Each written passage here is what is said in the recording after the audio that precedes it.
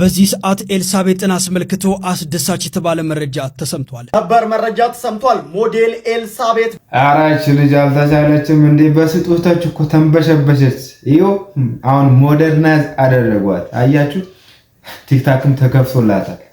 ይሁት ወደዷት። እቺ ታዳጊም አሁን ላይ በትልቅ ሰርፕራይዝ ደስ ይላል። የምር በጣም ደስ ብሎኛል። ፈጣሪ የተመሰገነውን ስለሷና ሞር ወደፊት ብዙ ነገር እናያለን። ይሄንን ነገር እዩ። አሁን ወቅት ከተለያዩ ታዋቂ የዓለም አቀፍ የሞዴሊንግ ድርጅቶችና እንዲሁም ደግሞ ታላላቅ ብራንዶች ደስ ይላል አይደል? የሰው ልጅ ሲለወጥ እህታችን ናትና በጣም ደስታ ይሰማናል። ሁላችንም በሚባል ደረጃ ሁላችንም ማለት ነው። ስለዚህ ስለሷ ምን አሰብኩኝ?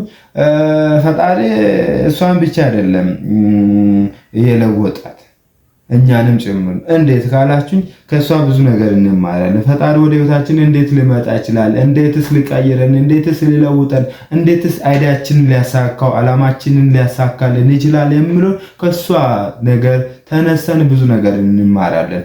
ብዙ ሰዎች የሆነ ነገር ጀምረን ያ ነገር ሳይሳካ ሲቀር ተስፋ እንቆርጣለን። በቃ ፈጣሪ ረስቶኛል፣ አያስታውሰኝም፣ አያሳካልኝም አይዳን እንላለን። ነገር ግን እንደዚህ አይደለም። ፈጣሪ የሚሰራበትና እኛ የምንሄድበት የምናስብበት መንገድ ፈጽሞ የተለያየ ነው።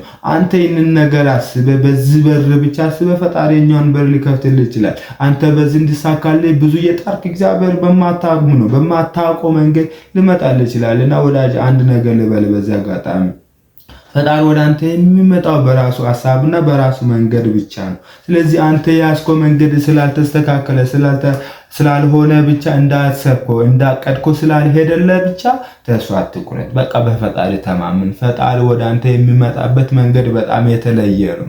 አንተ ምናልባት ባሰብከውም ሊመጣልህ ይችላል፣ ሊዘገይ ይችላል እንጂ እግዚአብሔር ቢዘገይም በጊዜው ነገሩን ሁሉ ውብ አድርጎ ይሰራል።